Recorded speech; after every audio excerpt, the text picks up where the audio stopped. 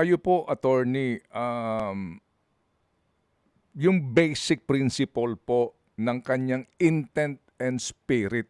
Ano ba sa palagay po ninyo ang intent, ano ang diwa at kahulugan, kabuluhan ng provision na ito?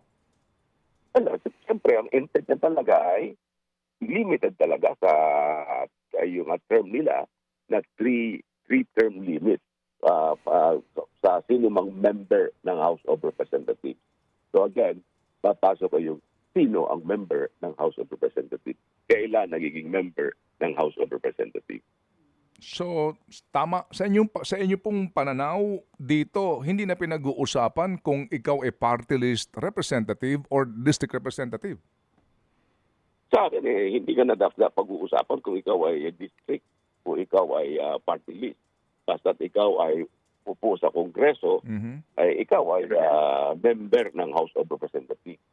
Kasi yung pagiging party list naman, hindi naman ang party list ang mismong nauupo, kundi yung nominee, di ba?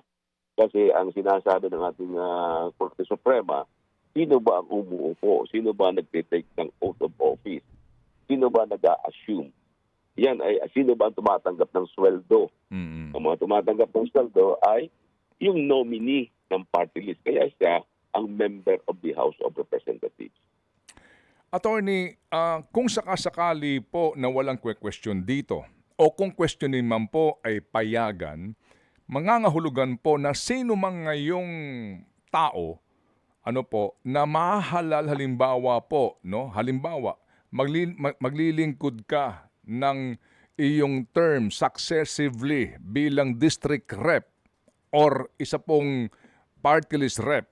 Pero doon sa pang-apat na term mo, ikaw ay magpapalit ka either party list or district rep, pwede na yon kasi lalabas na pwede po iyon kasi nga hindi ka, yung pang-apat na term mo, hindi ka na regular district or hindi ka na party list, pwede na po iyon.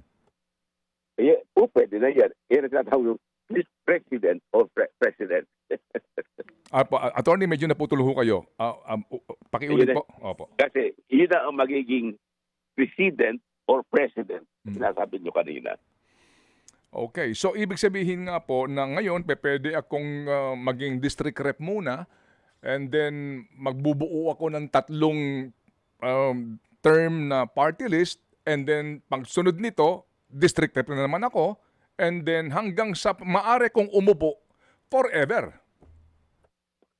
Ganun lang ang mangyayari noon. No? Kaya nga dapat yung bagay na yan ay magkaroon ng specific resolution. Otherwise, we will be making a mockery of our electoral processes.